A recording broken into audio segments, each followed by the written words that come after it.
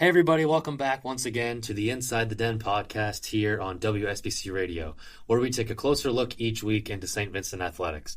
My name is Andrew Lucuski. I'm joined once again by my co-host, Colt Easterling. Colt, we had a great week of St. Vincent Athletics. How are you? I'm doing good, yeah. Phenomenal week here at St. Vincent for the athletic department. Excited for episode 3 to kick off. Yeah, me too. You want to start us off with our first team this week? Yeah, let's do it. We'll dive right into football, who lost 10-20 against Teal College. It was their closest margin of victory, or margin of loss, since their 16-13 loss to Geneva during homecoming weekend. This loss brings their overall record to 1-8 on the year and puts them 10th in the pack with just one game remaining. They had the lead in the first 3 quarters until Teal broke away with 13 points in the final 2 minutes. As for the St. Vincent leaders on offense, Lance Bender got his second start behind center and finished with 130 passing yards. Keegan O'Brien had 4 catches for 57 yards.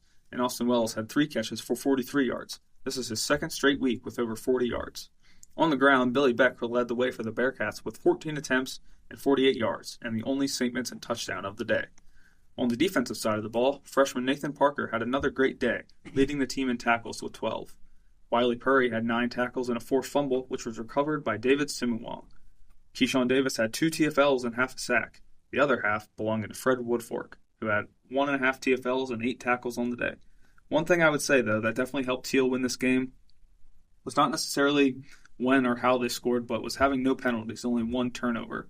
Having this kind of discipline is very impressive, even especially at a D3 level. Yeah, absolutely. Those sort of things around the margins, Cole, I think definitely make a difference. And we saw that a little bit, I think, a couple weeks ago when they were playing, when St. Vincent was playing Carnegie Mellon. The reason I think St. Vincent held on for a little bit at the beginning of the game was because Carnegie Mellon was committing a lot of penalties. Yeah, they kind of let St. Vincent hang around a little bit for a minute. So those kind of mistakes definitely add up. Yeah, absolutely. All right, we're going to move on to women's soccer next, who won their first playoff game 2-1 last week against Bethany in the first round of the 2024 PAC playoffs. This was the first playoff win in history for the women's soccer program, so congratulations to them. Amazing. Tanisha Graywall had 5 shots on goal in the game and once again scored both goals for the Bearcats.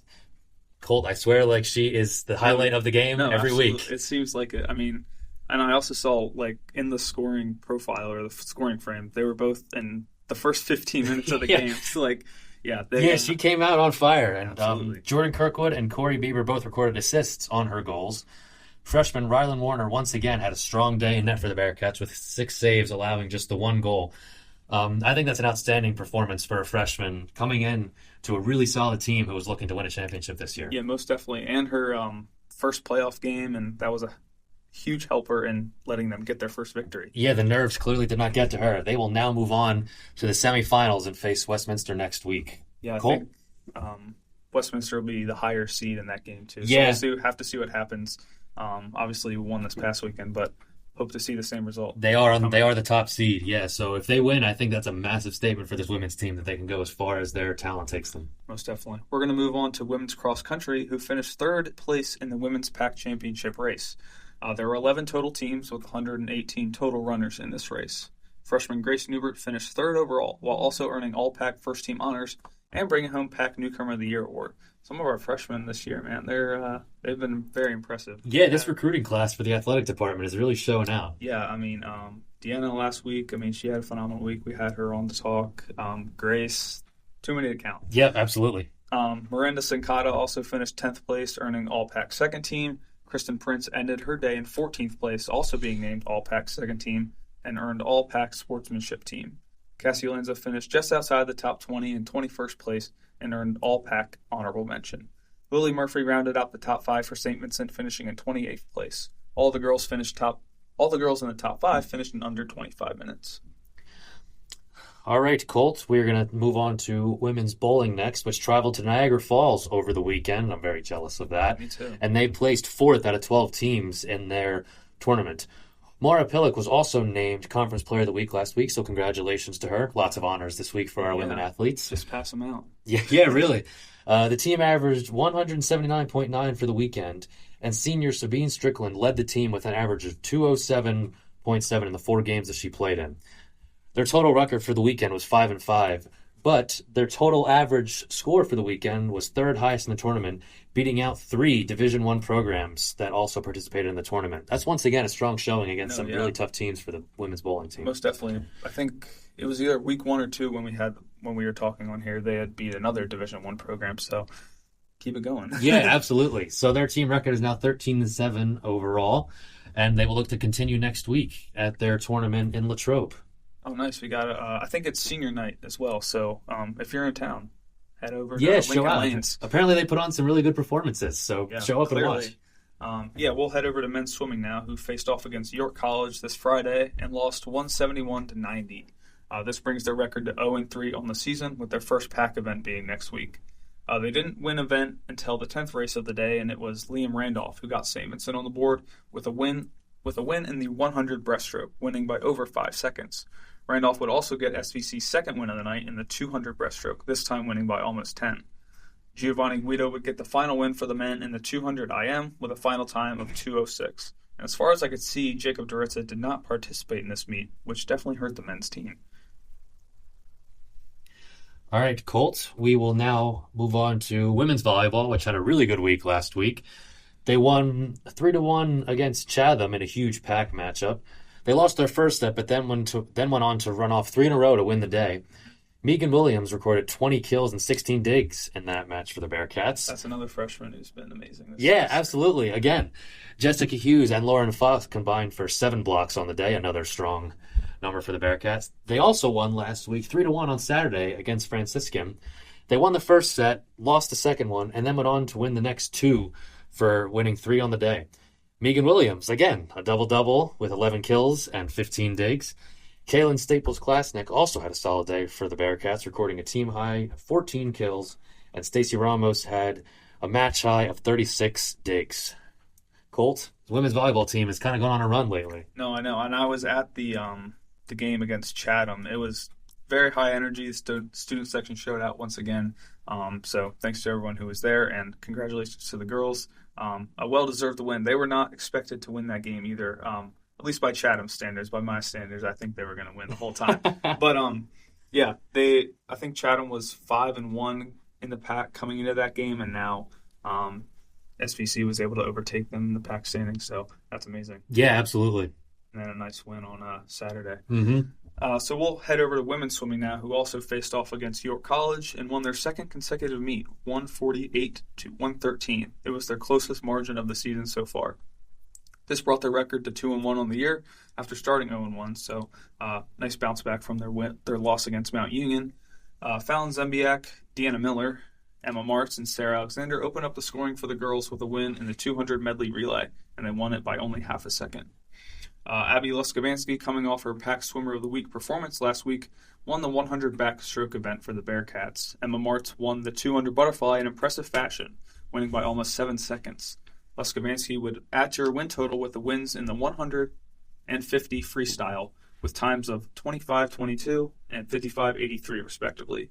Freshman Zembiak won the 200 backstroke for her first individual win of the night. To pick up another 9 points for the girls, Martz would win her second butterfly event, this time it being 100 yards. Foursome consisting of Martz, Zembiak, Luskabansky, and Cece Hicken won the final event of the evening. It was a 200 freestyle relay with a final time of 1:45. The best split coming from senior Luskabansky, who had another phenomenal day in the pool. These women athletes, man, once again, and it seems like Deanna had another good week, so I think coming on our podcast is good luck. I agree. That and the chocolate milk. Yeah, absolutely, just like she said. All right, we're going to move on to men's cross country now, and we're going to start off by shouting out grad student Tim Patterson, who won the Pack Cross Country Championship and the Pack MVP. That's a great weekend for a St. Vincent athlete right there. Yeah, that's about as good as you can do, and I think he'll agree, and you'll get to hear a little bit more from him later on. Yeah, I'm very excited to talk to him. So he won the weekend with a time of 25 minutes and 35 seconds in the 8K. He is also a 4-time Pack honoree and is the 6th student in St. Vincent College history to win it, and he's joining a pretty accomplished list there, Cole. Yeah, one of the most decorated athletes we've ever had here at St. Vincent. Yeah, absolutely. The men's team overall also had a good weekend. They finished third in very tight standings. Ethan Wimmer placed 9th overall, and Aiden Jackson finished 11th. Both of these gentlemen also earned second team All-Pac for their performances, and all 5 of the Bearcats scorers finished in the top 25 for the weekend. That's a really good performance, Colt. Yeah, absolutely. And I'd be amiss to mention the women's tennis team. Their All-Pac teams have been released, and I'll mention some of the girls that earned All-Pac honors. Marissa Hooper and Emily Pierce both earned All-Pac honorable mentions. Isabella Lane, Abby Donnelly, and Lydia Leb earned All-Pac first and second team. And Carolina Walters won All-Pac first team and PAC MVP. So 2 MVPs been announced from the St. Vincent College Bearcats this week. So congratulations to both of our most valuable players. Absolutely.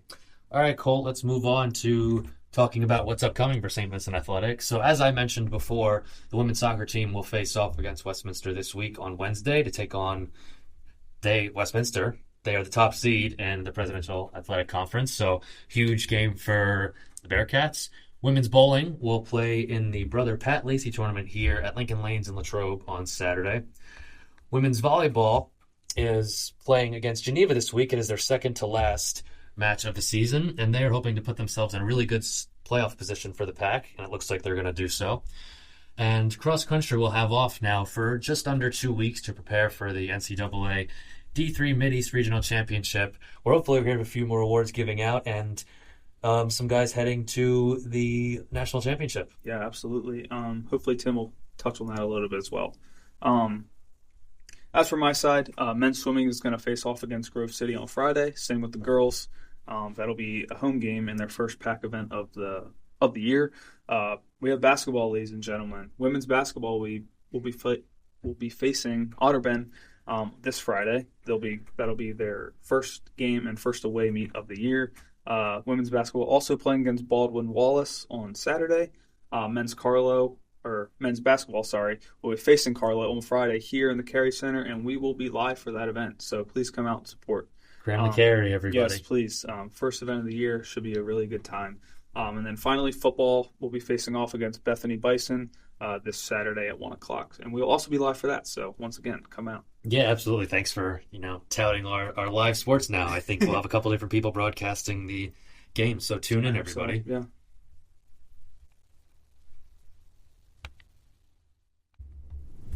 And now we're joined by graduate student in the criminology and master's program, Tim Patterson. Tim, thanks for coming on. Thank you for having me. Yeah, of course, man. It's great to have you here. So we're going to get right into it with your interview, Tim. You are on the cross-country and track team. So when did you discover that was your sport? And did you play anything else in high school before you got to St. Vincent? Not in high school. In 6th grade, I was really short and bad at every other sport. And my basketball coach invited me out to cross-country, and then after that I just kind of stuck with it. So just a combination of being good at running and bad at everything else. There you go. Yep. Sometimes that's how the cards fall, man. Yeah, absolutely. So what does a typical practice look like, and how does that compare to race day? Depends. Some workout days you have just harder, more intense stuff, but most days are just base mileage, depending. For me, it's 8 to 10 miles a day, and then the day before a race will be a little easier, but it's just kind of working into getting everything in before the race, and then on race day, it's more just go out there and run as hard as you can. Yeah, there you go. And I see you guys in the gym sometimes. So what are some things that you guys may work on using like actual weights and stuff? We do a lot of just prevention stuff, lightweight and just form, trying to make sure we don't get injured, and flexibility type things. So it's not really your typical sports like weightlifting, more just strengthening certain areas. Right. So what is it? What does a typical race day look for you specifically? Like, I know some athletes have superstitions and pregame rituals and all that kind of stuff. Do you have anything specifically, or are you just I'm going to go run kind of guy? I used to always wear the same sweats and like all that stuff, but the older I've got, the more loose I've just been. Like, I just treat it like a normal day. I don't try to let the pressure build up too much. I just want it to be a normal day. Just go out there and perform like any other day. Seems to be working so far. Yeah, right. Absolutely. I mean, whatever works for you, man. And now, would you say that cross country and track, do you think it's more physical or more mental? Obviously, both are important, but I think maybe there's a bigger emphasis on one over the other. Yeah, I think most people have some sort of breakdown, either 70-30 or 80-20 mental. just because it's so easy to, I mean, you're out there by yourself, really. It's so easy to just give up. Obviously, you have to do the training, but it's a lot more mental, just fighting off the temptations to stop running. So, Yeah. Mm-hmm. Yeah, I think you hear that there's a cross country team, but it is really much more of an individualized sport than every other team. Like, there's not that. Like, when you guys practice, you're not really doing, quote, team exercises. Yeah. Like, you guys are all working towards your goals, whatever event you guys end up running. yeah. So there is, I think, with some other athletes that we've talked to, this is definitely more of a mental sport than the other ones. So what would you want some incoming recruits to know about the program we have here at St. Vincent? I mean, for the past few years, it's been pretty successful, you being a big part of that. But in general, some students coming in, what would you want to tell them about it? Yeah, it's definitely successful. We just had a change in coaching, which is always scary for new people, but I would just, want them to know that it is a really good program. Everyone there is working together. It's almost, we use the word family. I know a lot of sports say that about their culture, but it is kind of really like that. The coaches really care about you individually, whether you're the best runner or the 15th runner. You can go ask anyone on this team if they feel like they're welcomed and cared about. I think the culture is just really, really strong within the cross-country program. That's good. I think that would echo across a lot of sports here, which is great. Yeah. So going on now to more of your past performance just in this season. So where would you put this MVP, and where would you rank that amongst the awards that you've accumulated over your years here? It's taken me 5 years to get it, so it definitely has to rank up there. Yeah, absolutely. Had some bad performances in previous years, but it definitely feels really nice to be able to get it. So it's definitely up there for one of my best or one of my more memorable ones. Definitely top 5, just because the conference has gotten so good. I'm sure it is in other sports as people are discovering the D3 athletes are still really high level athletes. Yeah, hardcore college athletes. Like, what is it? 7% of athletes get to continue on. So yeah, absolutely. So I think it still ranks pretty high because of it took me so long to get it, and it is a pretty nice award. Yeah, absolutely. So Colt sort of touched on this, but could you take us through a little bit of your career here? So you came in COVID year. I know we were talking a little bit before we started. So this is how you were able to still run as a grad student. So your eligibility got messed up, but from start to almost finish, how has your career gone here at St. Vincent? I've been extremely lucky with my career.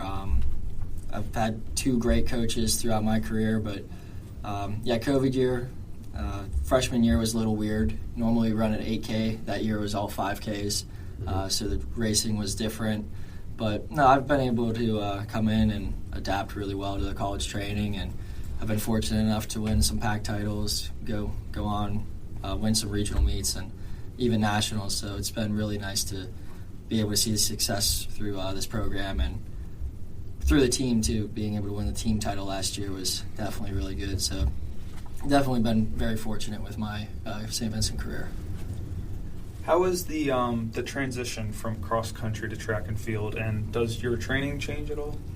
Yeah, so it's less mileage. In cross country, it's a lot higher mileage because the races are, for me at least, like 2 miles further in cross country. So it's a lot less mileage during the week and more intensity. And then obviously the terrain's different. You're running on flat constantly in track rather than cross country. You can have hills or just holes in the ground, right. all that Yeah. stuff. Mm-hmm. So, but training, it stays pretty similar, just minor changes here and there with workouts and total distance. And do you compete in any field events? No. Okay. Just running. Yeah. I mean, you don't want to see me with a javelin or anything. everybody's got their strengths. So you guys are off now for just under 2 weeks, and then up next is the Mid-East Regional Championships, right? Which is, I think, November 14th, 15th? It's around, I think it's next weekend. Yeah. So how are you guys preparing for that? And does that change at all, knowing that it's going to be much more intense, obviously, and it's, lots of people that are not getting to compete in this. So do you guys prepare any differently for that, and also for you specifically?